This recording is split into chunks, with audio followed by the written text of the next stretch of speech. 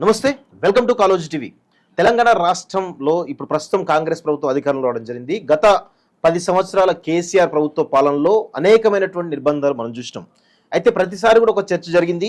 మన ఫోన్లు ట్యాప్ అవుతున్నాయని చెప్పేసి ఇటు ప్రశ్నించే గొంతుకలు కానీ, లేదంటే రాజకీయ నాయకులు కానీ, పలు ప్రజా సంఘాల వాళ్ళు కూడా మా ఫోన్లు ట్యాప్ అవుతున్నాయనే కోణంలో బీఆర్ఎస్ సంబంధించిన నాయకులు కూడా చాలా మంది కూడా భయపడుతూ ఇటు ఫేస్ టైంలో కానీ, ఇటు సిగ్నల్లో కానీ మాట్లాడుతూ కొంత జాగ్రత్తలు తీసుకునేవారు. అసలు నిజంగా ఫోన్లు ట్యాప్ చేసే అవకాశం ఉందా అనే చర్చ బలంగా జరిగిన క్రమంలో ప్రస్తుతం రేవంత్ రెడ్డి ప్రభుత్వం వచ్చిన తర్వాత ఒక అంశం తెరపైకి వస్తూ ఉంది. ప్రణీత్ రావు డిఎస్పీ ఆధ్వర్యంలో ఒక వారం ఏర్పాటు చేసుకొని పెద్ద ఎత్తున ఇక్కడ దాదాపు 200 మంది నుంచి 300 మందికి పైగా ఫోన్లను ట్యాప్ చేసినట్టు తెలుస్తుంది. దానిలో బీఆర్ఎస్ పార్టీ సంబంధించినటువంటి నాయకులు ఉన్నారు, ప్రతిపక్ష సంబంధించిన నాయకులు ఉన్నారు, ప్రశ్నించే గొంతుకులు అని చెప్పేసి తెలుస్తోంది. అంతేకాకుండా కేసీఆర్ కుటుంబ సభ్యులకు సంబంధించినటువంటి ఆడవాళ్ల ఫోన్లను కూడా ట్యాప్ చేసినట్టు పెద్ద ఎత్తున చర్చ వస్తూ ఉంది. దీనిపై మనతో మాట్లాడడానికి అసలు ఈ అంశం ఎంత దూరం వెళ్తుంది, ఎంతమంది అరెస్ట్ అవుతారు, ఎంతమంది బుక్ అయ్యే అవకాశం లేవో ఒకసారి మనతో పాటు మాట్లాడడానికి మన కాలేజ్ టీవీ స్టూడియోలో శరత్ కుమార్ అడ్వకేట్ గారు మనతో పాటు. వారు కూడా గతంలో అనేకమైనటువంటి ఇబ్బందులు, అనేకమైనటువంటి చాలా రకాల ప్రెజర్స్ ఎదుర్కొన్న సందర్భాలు మనం చూసినాం. కానీ స్వతహాగా ఆయన ఒక సీనియర్ లాయర్ కాబట్టి ఇవన్నీ కింద పట్టించుకోలేదు. ప్రస్తుతం వారి మాటల్లోనే వారి ఎక్స్పీరియన్స్తో పాటు ఈ కేసు యొక్క ఎంతో ఇంటెన్సిటీ ఎంత ఉంటుందో తెలుసుకునే ప్రయత్నం చేద్దాం. సార్ నమస్తే. నమస్కారం అండి. సార్ బాగుందా సార్? సార్ మీకు తెలుస్తా ఉంది ఇప్పుడు ప్రణీత్ రావు అంశం ఏదైతే ఉందో చాలా పెద్ద ఎత్తున మీడియాలో చాలా పెద్ద చర్చ జరుగుతూ ఉంది. నిజంగా మీడియాలో జరుగుతున్న చర్చలో భాగంగా ఆ కేసుకు అంత శాంటిటీ ఉందంట సార్, అంత ఇంటెన్సిటీ? అంటే ఇది చాలా ఇప్పుడు వాళ్ళు పెట్టిన ప్రొవిజన్స్ సెక్షన్స్ అంత పెద్ద కఠోరమైన పెట్టకపోయినా సార్ ఆ ప్రణీత్ రావు చేసినటువంటి పని చాలా నీచమైన పని. అవును. అంటే ఒక పోలీసు యంత్రాంగాన్ని, పోలీసు వ్యవస్థని, పోలీసులకు ఏదైతే మోడర్న్ టెక్నాలజీ మనం అవైలబుల్ చేసినామో దాన్ని నేర ప్రవృత్తిని అరికట్టడానికి వాడాల్సిన దాన్ని ఒక అధికార పార్టీకి కొమ్ముగాస్తూ ఒక రాజకీయ ప్రత్యర్థుల మీద నిఘా పెట్టి అసలు రాజకీయ వ్యవస్థనే భ్రష్టు పట్టించేసేసి అంటే ప్రతిపక్షం అనేది లేకుండా is literally decimated the opposition. అంటే ఒక డిసెంట్ అనేది లేకుండా చేస్తున్నాడు. అంటే ప్రభుత్వ విధానంతో ఏకీభవించే వాళ్లే తప్ప ప్రభుత్వ విధానాన్ని క్రిటికల్ గా చూసే వాళ్ళైనా, ప్రభుత్వ విధానం మీద ఏదైనా ఒక విమర్శ చేసేటువంటి వ్యక్తుల మీద నిఘా పెట్టడానికి ఇతను he was instrumental. Actually when I was a special government pleader, అంటే నేను హోమ్ డిపార్ట్మెంట్ డీల్ చేసినాను, రెవెన్యూ డీల్ చేసినాను. అప్పుడే నాకు ఈ టెక్నాలజీకి సంబంధించిన వ్యవహారాలు చాలా తెలుసు, ఇది ఏ రకంగా జరుగుతుంది ఏంటిది అని. అయితే ఎప్పుడైతే మొన్న ఇటీవల కాలంలో ఇది డీజీపీ మహేందర్ రెడ్డి గారిని టీఎస్పీఎస్సీ చైర్మన్గా చేయాలా అనే అంశం వచ్చినప్పుడు చాలా మంది మహేందర్ రెడ్డికి వ్యతిరేకంగా మాట్లాడడం, మిగతా వాళ్ళు ఇంకో రకంగా మాట్లాడడం జరిగింది. అప్పుడు I was the only person who supported him. No కాదు, అసలు మిస్చీఫ్ అంతా ప్రభాకర్ రావు నేతృత్వంలో జరిగింది. ఒక కులానికి సంబంధించినటువంటి ఆఫీసర్స్ యొక్క కాన్సన్ట్రేషన్ హైదరాబాద్లో ఏర్పరిచినారు. హైదరాబాద్ చుట్టుపక్కల రాచకొండ, హైదరాబాద్, సైబరాబాద్ ఈ ప్రాంతాలలో, తర్వాత వల్నరబుల్ పాయింట్స్, తర్వాత కొంతమంది పొలిటీషియన్స్ని ఐడెంటిఫై చేసినారు. అంటే వీళ్ళు ఆఫీసర్లుగా వీళ్ళు ఐడెంటిఫై చేస్తే కేసీఆర్ ఆ లిస్ట్ తెప్పించుకొని వాళ్ళు కాదు ఇంకా వీళ్ళు ఇంకా డేంజర్, వీడు ఇంకా డేంజర్, వీడు ఇంకా డేంజర్, వీని మీద నిఘా పెట్టండి, వాని మీద నిఘా పెట్టండి అని ఒక ప్రత్యేకమైనటువంటి శ్రద్ధ తీసుకొని ఒక డ్రైవ్ లాగా పెట్టి చాలామంది రాజకీయ ప్రత్యర్థుల మీద నిఘా పెట్టినాడు. అయితే కేసీఆర్కు తన పార్టీలో ఉన్న వాళ్ళ మీద కూడా కొంతమంది మీద అనుమానం ఉండింది. కేసీఆర్కు ఒక కుల వివక్ష కూడా ఉంటది. అంటే కేసీఆర్ ఎప్పుడు కూడా రెడ్డిస్ని నమ్మడు. అంటే వీళ్ళు వాళ్ళు ఒకటే, కాంగ్రెస్ లో ఉన్న రెడ్డిలు, మా పార్టీలో ఉన్న రెడ్డిలు కూడా ఏదో తోక చుట్టెరకం సంబంధం పెట్టుకొని వీళ్ళు మాకెక్కడ ద్రోహం చేస్తారని ఆయన పార్టీలో ఆయనతో పాటు అనునిత్యం కలిసి ఉన్న రెడ్డి లీడర్స్ మీద కూడా కేసీఆర్ నిఘా పెట్టినాడనే సంగతి నాకు అప్పుడే తెలుసు. ఎందుకంటే నేను ఎప్పుడైతే బయటికి వచ్చినాను, when I have resigned and come out, నేను కొంతకాలం సైలెంట్గా ఉండి ఆ తర్వాత ఎప్పుడైతే నేను సోషల్ మీడియాలో ఆ ప్రభుత్వ విధానాలని వాటిని అన్నిటిని విమర్శిస్తున్న దశలో కొంతమంది officers, those who know me as a person, those who know who he's got confidence in my integrity and my capacity, వాళ్ళు నాకు ఎప్పుడు చాలా డిస్క్రీట్ గా వార్న్ చేసేవాళ్ళు. Sir, your phone is on scanner, you are being tapped, మీరు ఇట్లా ఇట్లా అని అంటే నాకు తెలిసి కూడా నేను చాలా ఖరాఖండితంగా మాట్లాడేవాడిని. నేనే కాదు, అసలు చాలా మంది సోషల్ మీడియాలో ఉన్నటువంటి వాళ్ళ మీద, అందరి మీద, మీ అందరి మీద ఉండేది. అసలు మైపాల్ అనుకోండి, మీరు అనుకోండి, తీన్మార్ మల్లన్న అనుకోండి, రఘు అనుకోండి, తర్వాత ముఖ్యంగా కొంతమంది రాజకీయ నాయకులు ఎవరైతే ఆయనకు రేపు భవిష్యత్తులో పొటెన్షియల్ థ్రెట్ అవుతారో, అంటే రేవంత్ రెడ్డి ఇట్లాంటి వాళ్ళ మీద కూడా పచ్చి నిఘా పెట్టినాడు. అసలు యాక్చువల్లీ ఓటుకు నోటు అనే కేసు రావడమే ఈ ఫోన్ ట్యాపింగ్ యొక్క మిస్యూజ్ వల్ల, ఈ టెక్నాలజీని అబ్యూస్ చేసే రేవంత్ రెడ్డి యొక్క ప్రతి అడుగును, ప్రతి కదలికను వాళ్ళు ఆనాడు నిఘా పెట్టినారు. ఎందుకంటే 2016 నుంచే ఈ యొక్క అసలు ఫస్ట్ ఆఫ్ ఆల్ కేసీఆర్ రాగానే మొట్టమొదటి చేసిన పని ఏంటంటే పోలీసు యంత్రాంగాన్ని బలపరచాలా, పోలీసు యంత్రాంగాన్ని స్థిరీకరించాలి, వీళ్ళకు మంచి టెక్నాలజీ ఇవ్వాలి, మంచి వెహికల్స్ ఇవ్వాలా. ఆ రకంగా చేయడం వల్ల శాంతి భద్రతలు నెలకొంటాయి. శాంతి భద్రతలు రాష్ట్రంలో బాగుంటే ఈ రాష్ట్రం అభివృద్ధిలోకి వస్తుంది. శాంతి భద్రతలు లేకుంటే ఏం జరగదు అని చెప్పి ఒక ఆ రకమైనటువంటి ప్రిటెక్స్ట్ ద్వారా పోలీస్ యంత్రాంగాన్ని బలపరుస్తూ వచ్చినాడు. ఆ దశలోనే కొంతకాలం తర్వాత అప్పటి ఆఫీసర్, పేరు చెప్పకూడదు, ఇప్పుడు ఆయన ఐజీ ఇంటెలిజెన్స్ ఉన్నాడు, ఆయన ఏదో ఒక రేవంత్ రెడ్డికి సంబంధించిన బంధువులతో ఏదో ఒక ఫంక్షన్కి వెళ్ళినాడు అని చెప్పి ఆయన పక్కకు తప్పించేసేసి వేరే ఎట్లా అంటే సమ్ సెలెక్ట్ ఆఫీసర్స్ని, అంటే those who are easily manipulable, those who don't even question, ఏది చెప్తే అది డూడు బసవన్నలాగా అమలు చేసేటువంటి ఆఫీసర్లను అందరినీ తీసుకుంటూ రావడం జరిగిందనమాట. తర్వాత ఎప్పుడు ఒక రకమైన అనీజీనెస్ ఉండేది పాపం మహేందర్ రెడ్డి గారికి. ఎందుకంటే ఈ ప్రభాకర్ రావు అనే అతను మొత్తం he was a super boss. Actually DGP లేడు, ప్రిన్సిపల్ సెక్రటరీ హోమ్ లేడు, ఐజీ ఇంటెలిజెన్స్ ఎవరు లేరు, మొత్తం ప్రభాకర్ రావే. అసలు అతని యొక్క చెప్పు చేతుల్లోనే వ్యవస్థ అంతా నడపడం అనేది మొదలెట్టినాడు. అతను ఎంత పిరికోడు అంటే ఎవడన్నా కొద్దిగా కేసీఆర్ ప్రభుత్వానికి సంబంధించిన వ్యవహారం మీద కొంత నెగటివ్గా మాట్లాడినా, లేదా అది అట్లా కాదేమో ఇట్లానేమో అంటే వాడి మీద నిఘా పెట్టి వాడు మనకు డేంజరు, రేపు భవిష్యత్తులో వీడు ఒక సమస్య అవుతాడు, వీడు మనం చెప్పింది వినడు అనేటువంటి ఒక ప్రక్రియ స్టార్ట్ చేసినాడు. ఇది ఒక రకంగా చెప్పాలంటే శ్రీనివాస్, ఇది చాలా చాలా దారుణమైంది, మోస్ట్ ఇన్హ్యూమన్.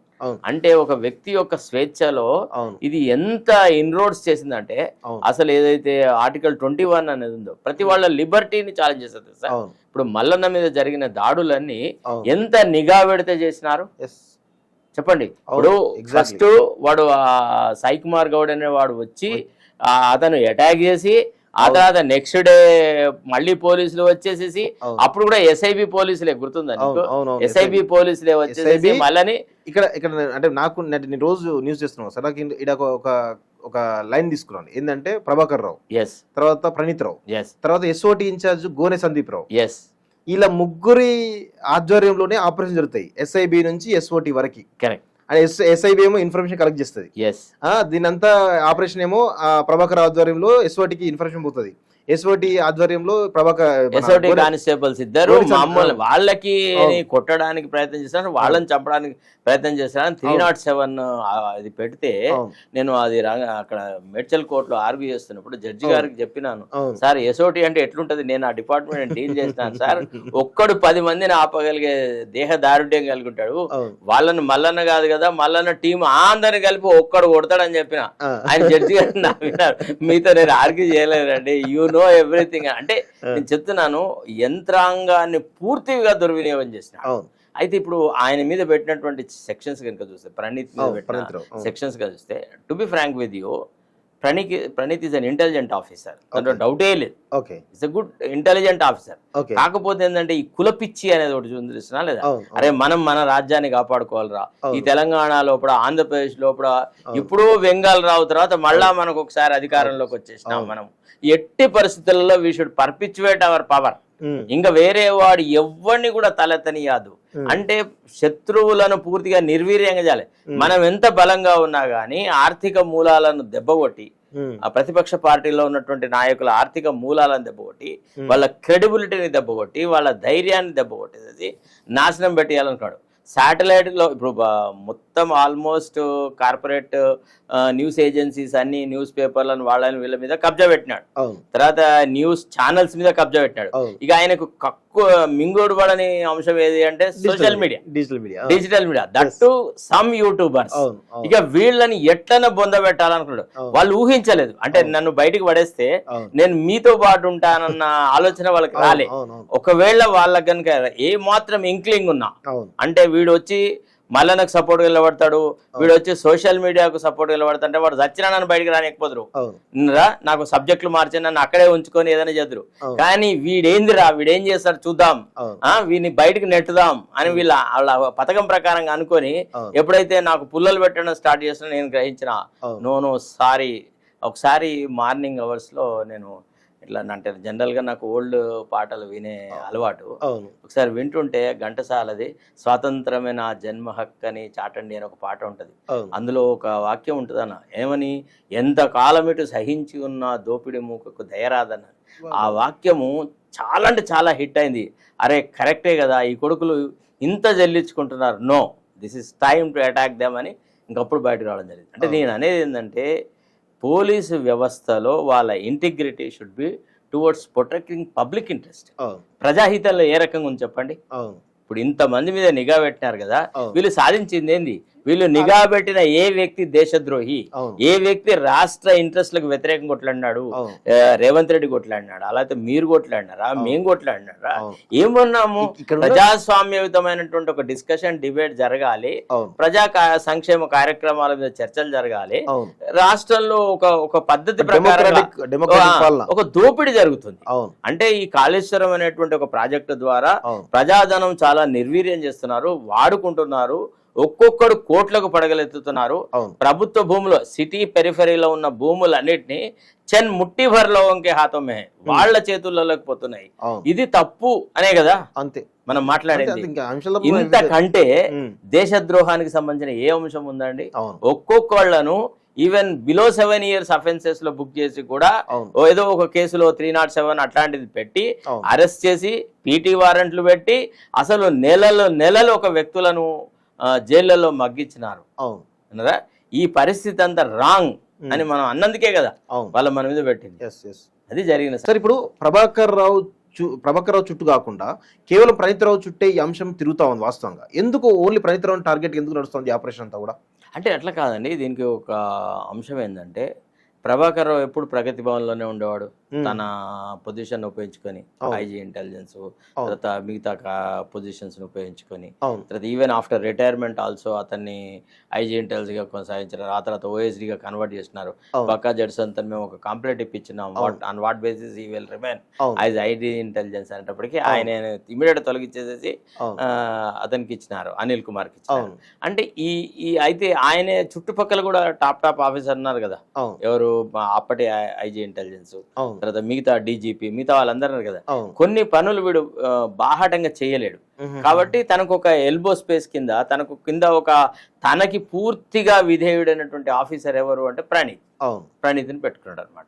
ఆ రకంగా వాడుకొని అతనికి యాక్చువల్లీ అయితే ఎడహాక్ ప్రమోషన్స్ ఇచ్చేసేసి అవుట్ ఆఫ్ టర్న్ ప్రమోషన్లు ఇచ్చేసి చేసినారు. ఇది ఒక ముఖ్యమైన విషయం ఏంటంటే శ్రీనివాస్, ఈ అవుట్ ఆఫ్ టర్న్ ప్రమోషన్స్ అనేది డిపార్ట్మెంట్ లో చాలా పెద్ద ఇష్యూ. అంటే కొంతమంది వ్యక్తులని ఎంచుకొని వాళ్ళకి అసలు అంటే ప్రాపర్ వేలో కాకుండా వాళ్ళ ఏదో పెద్ద గ్యాలంటరీ సర్వీస్ చేసినట్టుగా భావించేసేసి వాళ్ళకి అవుట్ ఆఫ్ టర్న్ ప్రమోషన్స్ ఇవ్వడం అనేది ఒక ప్రొసీజర్ స్టార్ట్ అయింది.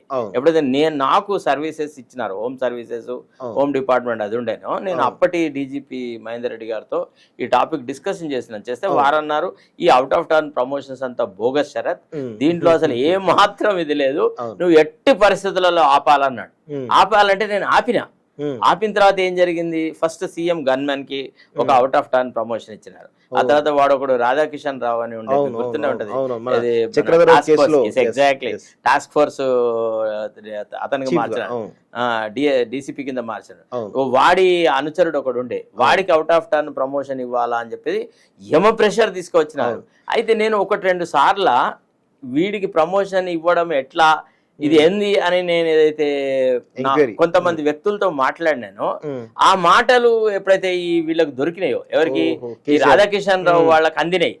ఏమని, ఈ అవుట్ ఆఫ్ టర్న్ ప్రమోషన్స్ మీద the head of the department has one opinion and the lower level fellows have got some other opinion. I have to go by what the DGP says. I can't follow these fellows. అని నేను ఎప్పుడైతే అభిప్రాయాలు వ్యక్తం చేసినానో ఒకళ్ళిద్దరు నా సహచరులతోని ఇది నేను ఫోన్లో మాట్లాడిన మాటలు వాళ్ళకి చేరడం మొదలెట్టినాయి. నాకు అప్పుడు అనుమానం వచ్చింది, అరే ఈ కొడుకులు నా మీద కూడా నిఘా. ఎందుకంటే వాళ్ళు వచ్చి నాతో మాట్లాడినప్పుడు sir it seems you are oppose to you know my promotion అని వాడే వచ్చి నన్ను అడిగాడు. అరే నేను ఎవరితోనూ మాట్లాడలేదు, నేను మాట్లాడింది ఓన్లీ మా బాస్ తోనే మాట్లాడినా, మరి ఈ మాటలు ఎట్లా పోతున్నాయి అని నాకు అనుమానం వచ్చిందట. అంటే ఇది అప్పటి నుంచే స్టార్ట్ అయింది అనమాట. ఫస్ట్ ఒక క్లెవర్ డిజైన్ గా పోలీస్ యంత్రాంగాన్ని బలపరిచి మొత్తం పోలీస్ యంత్రాంగం మీద పట్టు సాధించేసేసి ఒక డమ్మీ గాడిని హోమ్ మినిస్టర్ గా పెట్టేసి ఈ ప్రభాకర్ రావు ద్వారా ఆడినటువంటి నాటకం ఇదంతా. ఓకే, అందుకే అందులో భాగంగానే ఈ వాళ్ళ సామాజిక వర్గాలందరినీ కూడా పక్కన పెట్టేసి ఆ 30 మందిలో సార్ ఇప్పుడు వార్ రూమ్ లో 30 మంది ఏర్పాటు చేశాడు. 30 మందిలో 28 మంది కేవలం వెలమ సామాజిక వర్గం సంబంధించినటువంటి ఆఫీసులే అంట మొత్తం. సార్ మీరు నమ్మరు, కొంతమంది ఆఫీసర్లు వచ్చి ఏడ్చేవాళ్ళు తెలుసా వీళ్ళ అరాచకాల గురించి. నేను డిపార్ట్మెంట్ డీల్ చేస్తున్నప్పుడు కొంతమంది ఆఫీసర్స్ వచ్చేసేసి వీళ్ళ అబ్యూజివ్ లాంగ్వేజ్, వీళ్ళ behaviour, the way they misuse the official machinery అనే దాని మీద చాలా మంది వచ్చి ఆఫీసర్లు నాకు చెప్పేవాళ్ళు, సరే సార్ ఇట్లా అవుతుంది సార్. మనం ఏం చేస్తాం ఇప్పుడు, అదొక ఎట్లుందంటే అది ఒక ఐరన్ కర్టెన్ లాగా తయారైంది అనమాట. ఒక ఫిక్స్డ్ టార్గెట్ గా వాళ్ళు ప్రవర్తించినారు. ఓకే, సో అయితే ఇప్పుడు విషయం ఏంటంటే సార్, ఇప్పుడు ఈ కేసు ప్రణీత్ రావుతో పాటు ఎవరెవరు అరెస్ట్ అయ్యే అవకాశాలు, ప్రభాకర్ రావు కానీ ఇటు కేసీఆర్ ఫ్యామిలీ కానీ ఎవరైనా అరెస్ట్ అయ్యే అవకాశాలు ఉంటాయి సార్? దీనిలో ఇంకా ఎంతవరకు పోయే అవకాశం? ఇప్పుడు ఈ ప్రణీత్ రావు ఏదైతే అంటే ఇప్పుడు పోలీస్ కస్టడీకి వేశారు, ఆయన పోలీస్ కస్టడీ తీసుకుంటున్నారు. ఆయన కస్టడీ ఇచ్చినప్పుడు ఆయన ఏ అంశాలు రివీల్ చేస్తాడు, దాని బేసిస్ మీద ఇంకా ఫర్దర్ ఎంక్వైరీ జరగాల్సి వస్తుంది. ఫర్దర్ ఎంక్వైరీ జరిగి అసలు యాక్చువల్లీ మూలభూతం ఎవరు, ఈ ఆలోచన ఎవరికి దాటింది, ఏది రాజకీయ ప్రత్యర్థులను, మీడియా గ్రూప్స్ ని, సోషల్ గ్రూప్స్ ని, కొంతమంది ఒపీనియన్ లీడర్స్ ని, వీళ్ళందరి మీద నిఘా పెట్టాలన్నటువంటి ఆ కాన్స్పిరసీ ఎక్కడ ఆ ప్లాన్ ఆ స్ట్రాటజీ వర్కౌట్ అయింది అనే దాన్ని బయటికి తీసినప్పుడు కదా వాళ్ళందరినీ కో అక్యూజ్డ్ గా పెట్టేసేసి వాళ్ళ మీద ఛార్జ్ షీట్ వేసి వాళ్ళ మీద ఎంక్వైరీ ఇన్వెస్టిగేషన్ చేయడం అనేది జరుగుతుంది. ఇప్పుడు ఇతని ఇంట్రాగేషన్ ఇస్ క్వైట్ ఎసెన్షియల్. ఈ ఇంట్రాగేషన్ లో గనుక ఈ కస్టడీలో ఎప్పుడైతే తీసుకుంటారో ఆయనను చక్కగా అన్ని ప్రశ్నలు వేస్తే definitely he will have to reveal. Reveal చేయకుండా నేను తప్పు చేయలేదు సార్. మీకు క్వశ్చన్ చెప్పన్నా, నిజాయితీగా గనక ఒక ఆఫీసర్ ఒక వ్యక్తి నుంచి ఇన్ఫర్మేషన్ కక్కించాలంటే కొన్ని వందల మార్గాలు ఉంటాయి sir. I know it personally how police ferret out. నీకు కడుపులో లోపల పేగుళ్ళల్లో దాక్కున్నా గానీ తీసి బయటికి తీయగలిగినటువంటి నేర్పరితనం గల ఆఫీసర్లు చాలా మంది ఉన్నారు. వీళ్ళతో పీడించబడ్డ వాళ్ళు, వీళ్ళతో దౌర్జన్యానికి గురైన ఆఫీసర్లకి ఎవరికి ఒక అవకాశం ఇచ్చినా ప్రణీత్ రావు బొక్కలలో దాచుకున్న అవసరం కూడా తీసి బయట పెడతారు. కానీ ప్రణీత్ రావు అంటే మా గత ఇవాళ పేపర్లు చూసిన కేవలం నా ఉన్నతాధికారుల పైన అధికారులు చెప్తే నేను చేసింది తప్ప వాళ్ళ ఆదేశాలు మాత్రం పాటించి నాకు ఏం సంబంధం లేనట్టుగా మాట్లాడుతున్నారు తెలుస్తుంది. అట్లా ఎట్లా మాట్లాడుతూ ఉన్నతాధికారులు ఏది చెప్తా చేస్తాడా? అంటే what about his commitment to the department? ఇప్పుడు నేను ఏది పడితే చెప్తాను. సపోజ్ ఒకవేళ పై ఆఫీసర్ చెప్పినాడు నీ పోలీస్ కస్టడీలో లేకపోతే నీ దగ్గరికి వచ్చిన స్టేషన్ కి వచ్చిన వ్యక్తినో ఎవరినో ఒకళ్ళని నా దగ్గరికి పంపు అని అడిగినాడు అనుకో, ఒక మహిళని పంపిస్తారు raid. Is it his job? Will you not check it whether the work assigned to him is within the parameters of his duty అనేది చెక్ చేస్తాడా చేయడా? చేయాలి. ఇప్పుడు అది తప్పించుకున్న విధానం. నా పై ఆఫీసర్లు చెప్తే చేసిన, పై ఆఫీసర్లు చెప్తే చట్టబద్ధమైన పని చేస్తావు, నీ డ్యూటీ చార్ట్ లో ఉన్న పని చేస్తావు తప్ప నువ్వు ఏది పడితే చేయవు కదా. Unless you are also part of that game plan, unless you are also part of that conspiracy, you will not cooperate beyond your brief. చేస్తారా? ఇప్పుడు మన దగ్గర చాలా మంది ఎంప్లాయీస్ పనిచేస్తున్నారు, మనం కూడా ఒక చోట పనిచేస్తున్నాము. మన బాస్ ఏది చెప్తా చేసాము, మనం చేస్తామా? Is it possible? Same applies to him also. So అతను మొదట ఏదో ఇనీషియల్ గా తప్పించుకోవడానికి ట్రై చేసినా ఆ బాసులు ఎవరు ఏంటిది అనేది ఇంట్రాగేషన్ లో డెఫినెట్ గా తీస్తారు. కేవలం అధికారులు మాత్రం బుక్ అయ్యే అవకాశం ఉందా? ఇప్పుడు కేసీఆర్ గానీ, హరీష్ రావు గానీ, లేదంటే సంతోష్ రావు కానీ, కేటీఆర్ వీళ్ళు ఎవరైనా బుక్ అయ్యే అవకాశం కనబడుతుందా? అంటే అతను ఇచ్చే ఇన్ఫర్మేషన్ మీద, ఇన్ఫర్మేషన్ ఎవరికి అగెనిస్ట్ గా ఇస్తే వాళ్ళు బుక్ అవుతారు. అది ఎవడన్నా కావచ్చు, సీఎంఏ కావచ్చు, సంతోష్ కావచ్చు, హరీష్ రావు కావచ్చు, కేటీఆర్ కావచ్చు. ఇట్లాంటి దుష్ట ఆలోచనలన్నీ విన్నారా లేదా?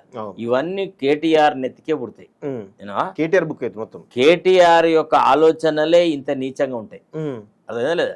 తర్వాత హరీష్ రావు ఏంటంటే ఒక దశ వరకు మాత్రమే దిగజారుతాడు. ఓకే, ఎక్కడో ఓ చోట అతనికి కొంత ఆత్మాభిమానం అడ్డు వస్తుంది, ఇట్లా కాదు అంటాడు. To be frank, I know him as a person చెప్తున్నాను. అంటే ఇంత లో లెవెల్ కి పోలేడు.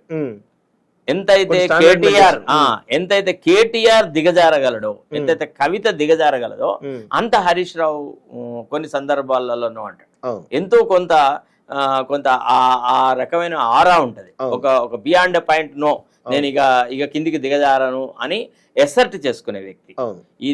ఈ దీంట్లో డెఫినెట్ గా నాకు తెలిసి ఈ కవిత, కేటీఆర్ డెఫినెట్ గా ఇందులో ఇన్వాల్వ్ అయి ఉంటారు. అసలు యాక్చువల్లీ సంతోష్ రావు ఉంటాడు, వాడు కూడా అంతే, వాడు ఒక లంపెన్. అసలు యాక్చువల్లీ వాడికి ఏముందండి, to be frank with you, Santosh type of calibre తో, సంతోష్ టైప్ ఆఫ్ ఎడ్యుకేషన్ తో, సంతోష్ టైప్ ఆఫ్ నాలెడ్జ్ తో అంత ఎదగడం సాధ్యమా ఇన్ అవర్ సొసైటీ? చెప్పండి. ఇట్లాంటి క్షుద్ర నీతులు చేస్తేనే, ఇట్లాంటి క్షుద్ర రాజకీయాలు చేస్తేనే వాడు ఇదే అన్నాడు. అసలు actually to be frank with you, నేను ఫస్ట్ టర్మ్ ఎప్పుడైతే నేను గవర్నమెంట్ లీడర్ గా ఉండి సెకండ్ టర్మ్ లోకి వచ్చినానో, వచ్చేటప్పటికి సిటీ పెరిఫెరల్ ల్యాండ్స్ మీద సంతోష్ రావు కళ్ళు పడ్డాయి. యాక్చువల్లీ ఇప్పుడు ఏదైతే 25 ఎకరాలు, ఆ ఎకరాలు, ఈ ఎకరాలు, ఈ అంశాలన్నీ నా దృష్టిలో ఉండింది. నాకు తెలుస్తుండేది. మా ఆఫీసర్లు చెప్తుండేవాళ్ళు, సార్ ఇగో ఈ దీని మీద ఆడు కనబడ్డా సార్, ఇగో దీని మీద వీడి కనబడ్డా సార్, సార్ మీరు ఈ ఫైల్ను చూసి చూడనట్టు ఉండండి సార్, మీరు అట్ట చేయండి సార్, ఇట చేయండి సార్. నాకు మా ఆఫీసర్లు చెప్తుండేవాళ్ళు, ఆర్డీఓ ర్యాంక్ ఆఫీసర్లు, తహసీల్దార్లు, రకరకాల వాళ్ళు చెప్తుండేవాళ్ళు, సార్ ఇగో ఇది ఉంది సార్, ఇది సంతోషరావు కనబడ్డా సార్, దీంట్లో మీరు జోలు పెట్టకండి సార్ అని అనేవాళ్ళు అనమాట. అంటే నేను ఈ చిన్న వాళ్ళు చెప్పిన మాటల్ని సర్లే చూసి చూడనట్టుగా చూస్తూ అబ్జర్వ్ చేస్తుండేవాడిని అనమాట. సో డెఫినెట్లీ సంతోష్ రావు కూడా ఇన్వాల్వ్ అయి ఉంటాడు. ఓకే అన్నారా? సంతోష్ రావే వాళ్ళ కుటుంబ సభ్యుల ఫోన్లను, ఇటు కవిత హస్బెండ్ కావచ్చు, లేకపోతే సంతోష్ రావు వైఫ్ కావచ్చు, హరీష్ రావు వైఫ్ కావచ్చు, కేటీఆర్ వైఫ్ ఫోన్లను కూడా ట్యాప్ చేయించిండు అని చెప్పేసి ఒక చర్చ బలంగా జరుగుతుంది. సంబంధించిన ఆధారాలు కూడా ఉన్నాయి అంటున్నాడు. అంటే ఎప్పుడైతే ఒక అసమర్థుడిని ఒక ఉన్నతమైన స్థానంలో కూర్చొని పెడతామో వాని కాన్సన్ట్రేషన్ అంతా ఏముంటది అంటే ఆ స్థానాన్ని ఎట్లా కాపాడుకోవాలని ఉంటుంది. తన సొంత భార్యలు కూడా నమ్మలేని పరిస్థితి కనబడుతుంది సార్. అది అంత నీచంగా దిగజారంటే నాకు చాలా విచిత్రంగా ఆక్వర్డ్ అనిపించింది వాస్తవంగా చెప్తుంటే. అదే కదా, చాలా చాలా బాధాకరమైన విషయం. ఆ వార్తలు చదువుతుంటే అనిపించింది. కాకపోతే మాత్రం హీజ్ అ క్రూకెడ్ ఫెలో, దాంట్లో డౌటే లేదు. వాడి బిహేవియర్ మాత్రం చాలా చాలా క్రూకెడ్ ఫెలో. అసలు ఎవ్వరికి లేనంత నీచమైన స్వభావం. అంటే ఏంటంటే అమాంతరంగా ఒకటేసారి డబ్బు రెండు ఒకసారి వచ్చేసరికి కోట్లకు పడగలెత్తాల, మా సామ్రాజ్యాన్ని ఎవరు ఎదిరించాద్దు అనేటువంటి ఒక నీచమైన భావనతో వాళ్ళు ప్రొసీడ్ అయినారు. అది సార్ ఇప్పుడు వార్ రూమ్స్ ఏర్పాటు చేశారు. ఇప్పుడు ఇక్కడనేమో హైదరాబాద్ లోనేమో ఒక సెంట్రల్ పాయింట్ పెట్టేసుకొని ఇటు గజ్వేల్ గానీ, సిరిసిల్ల గానీ, కామారెడ్డి గానీ, సిద్దిపేట గానీ, ఇటు వరంగల్ గానీ ఎవరైతే విలమ సమాజం సంబంధించిన నాయకులకు సంబంధించిన దాంట్లో ఆ వార్ రూమ్స్ పెట్టేసి అక్కడ నుంచి మళ్ళీ ఇన్ఫర్మేషన్ పైనుంచి కిందికి, కింది నుంచి పైకి. మీకు గుర్తుందా మొత్తం టిఆర్ఎస్ యొక్క లాస్ట్ లెగ్ ఆఫ్ ఇట్స్ రూల్లో దాదాపు 2.5 సంవత్సరాల కాలము ఎవ్వడు బయట ఒక ప్రొటెస్ట్ చేయకుండా ఉండదు. అందరినీ హౌస్ అరెస్ట్ చేసేటువంటి ఒక ప్రక్రియ జరిగేది. ఫస్ట్ ఎప్పుడైతే ఈ హౌస్ అరెస్ట్ ల ప్రక్రియ మొదలైందో ఒకసారి నేను అవుట్ ఆఫ్ క్యూరియాసిటీ నేను అందరిలోనే ఒక కామెంట్ చేసినాను, what is this bloody house arrest business? Unless somebody does something, how can you arrest him? Proposing to hold a dharna, proposing to raise a protest against the governmental atrocities or governmental inaction or overaction is a democratic right, very well recognized under Article 21. How can you stop this protest అని నేను 1-2 సార్లు అంటే ఇక నన్ను నా మీద అనుమానం మొదలెట్టారు. అమ్మా ఈ కొడుకు ఏదో రెబెలియస్ గా మాట్లాడుతున్నాడు, వీడు మన యొక్క ఆలోచన సరళినే వీడు క్వశ్చన్ చేస్తున్నాడు అనేటువంటి భావనలు వచ్చినారు. అంటే వాళ్ళు they have not understood that it is the democratic wish of everybody. అబ్బా ఇప్పుడు నీకైనా ఉంటది, నాకైనా ఉంటది. ఒక స్వేచ్ఛాయుత వాతావరణంలో ఇప్పుడు నేను మాట్లాడే ప్రతి దాంతో మీరు ఏకీభవించక్కర్లేదు, మీరు మాట్లాడే ప్రతి దాంతో నేను ఏకీభవించక్కర్లేదు. ఇద్దరుకి భేదాభిప్రాయాలంత మాత్రంలో వాళ్ళు శత్రువులు కాదు కదా. అంటే you have no capacity to absorb dissent అన్నారా. ఇదంతా కూడా ఈ ఫోన్ ట్యాపింగ్ వల్లనే జరిగింది. ఇవాళ మనము కోదండరాం గారి ఇంటి మీద పోయి అటాక్లు చేసి చేయడం గానీ, రేవంత్ రెడ్డి గారిని మిడ్ నైట్ లో అటాక్ చేయడం గానీ, ఆయనను అరెస్ట్ చేయడం గానీ, ఇవన్నీ చాలా ఈ ప్రక్రియలన్నిటి వెనుక ఈ గ్యాంగే ఉంది. ఇంకా కొంతమంది ఆఫీసర్ల పేర్లు బయటికి రావాలా, ఎందుకంటే కొంత మర్యాద అడ్డొస్తుంది నాకు. I know some of the officers who are very active, who are over active, who are over intelligent. తర్వాత ఎవరు who are very cunning and who are very foxy, వాళ్ళ ఆఫీసర్ల పేరు నాకు తెలుసు, వాళ్ళ సామాజిక వర్గానికి సంబంధించిన వాళ్ళే కాబట్టి ఇంకా వాళ్ళ పేర్లు బయటికి రాలేదు కాబట్టి మనం మాట్లాడడం బాగుండదు. ఎట్లాగో accused is being taken to police custody, definite గా అతను ఆ ఆఫీసర్ల పేర్లు చెప్తారు. ఇప్పుడు మీరు చూసారు ఇప్పటిదాకా సెక్షన్స్ కొన్ని పెట్టడం జరిగింది, అవి ఆ సెక్షన్స్ ఇంటెన్సిటీ ఎంత ఉంది సార్? అంటే నిజంగా చాలా బిలో 7 years ఇవే. ఓకే, కాకపోతే బిలో 7 years దాంట్లో అరెస్ట్ చేయొద్దని ఎక్కడ లేదు. Okay, the police have to form an opinion, the investigating officer has to form an opinion that this man is required, custodial interrogation is necessary to unravel the mischief perpetrated by an individual or a group of people అని అనుకున్నప్పుడు with the consent of the court or with the own opinion of the officer, investigating officer arrest చేయొచ్చు. చేసి కాకపోతే ఏంటంటే ఎప్పుడైతే రిమాండ్కి పంపిస్తారో under the స్వతంత్ర ఒక Satyendra Kumar until versus CBI అని ఒక జడ్జిమెంట్ సుప్రీంకోర్టు వాళ్ళు చెప్తున్నారట. ఏమని, at the time of arrest and remanding a person to police custody, first ఆ ఐఓ సబ్జెక్టివ్ సాటిస్ఫాక్షన్ ఎక్స్ప్రెస్ చేయాలి, ఇతను అరెస్ట్ చేయాల్సిన అవసరం ఉందా లేదా అని. ఆ తర్వాత అతను ఒక రిమాండ్ కేసు డైరీ తయారు చేసి మెజిస్ట్రేట్ ముందు పెట్టినప్పుడు మెజిస్ట్రేట్ కూడా ఆలోచించాలా, is it necessary to take him in to custody or remand him to judicial custody or not అనేది. అంటే 2 దశల్లో లోపల సబ్జెక్టివ్ సాటిస్ఫాక్షన్ వ్యక్తం చేయాలి.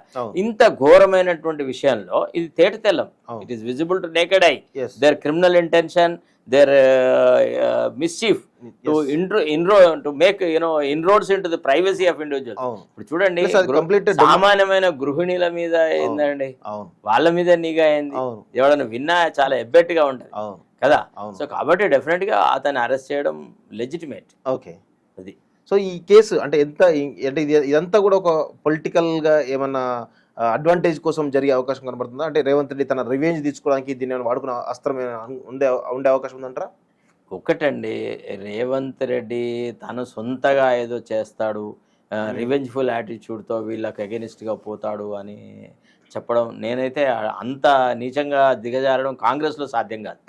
ఈవెన్ ఇఫ్ రేవంత్ రెడ్డికి వ్యక్తిగతంగా వీళ్ళ మీద ఎట్టి బస్సులో నన్ను ఎట్లా పాతి పెట్టారో వీళ్ళని కూడా అటనే పాతి పెట్టాలన్న కోరిక ఉన్నా కాంగ్రెస్ యొక్క పార్టీ, ఆ పార్టీ యొక్క ట్రెడిషన్స్, ఆ పార్టీ యొక్క culture it does not permit. అక్కడ పక్కకున్నోడే ఎదురు తిరుగుతాడు, రేవంత్ రెడ్డి గారు నీ పర్సనల్ వెండటా కోసం why are you using the position, why are you bringing disgrace to the position అని అడుగుతారు. కాబట్టి అట్లా జరగకపోవచ్చు. కాకపోతే వీళ్ళు చేసింది మాత్రం చాలా నీచమైన ప్రవృత్తి. దీని మీద డెఫినెట్ గా థరో ఎంక్వైరీ జరగాలి. భవిష్యత్తులో ఎవరు ప్రభుత్వంలో ఉన్నా, ఇవాళ కాంగ్రెస్ ఉంది, రేపు భవిష్యత్తులో ఇంకో పార్టీ రావచ్చు, ఇంకెవరైనా రావచ్చు, రాజకీయాలను రాజకీయంగా హుందాతనంగా నడపడానికే వాడుకోవాలి తప్ప రాజకీయ ప్రత్యర్థుల వెంటాడి వేటాడి వాళ్ళని చేసి ఈ రకంగా క్రిమినల్ కేసులలో ఇన్వాల్వ్ చేసి ఈ ఫ్యాసిస్ట్ అప్రోచ్ అనేది మాత్రం it is not appreciable in democratic setup. Okay, ఇది మొత్తానికైతే ప్రణీత్ రావుకు సంబంధించినటువంటి ఫోన్ ట్యాపింగ్ అంశం ఏదో దానిలో చాలా కూలంకషంగా శరత్ కుమార్ గారు మనతోటి చర్చ జరిగింది. సో చూద్దాం ప్రణీత్ రావు సంబంధించినటువంటి అంశం ఏ దశకు చేరుకుంటుంది, ఇందులో ఉన్నటువంటి భాగస్వామ్యులైనటువంటి అధికారులు కానీ లేదంటే కేసీఆర్ సంబంధించిన కుటుంబ సభ్యులు ఎవరైతే ఉన్నారో వాళ్ళందరూ కూడా మరి దీనిలో బుక్ అయ్యే అవకాశం ఉందా లేదని కూడా మరికొద్ది రోజులు తెలిసే అవకాశం కనబడుతూ ఉంది. Thank you very much.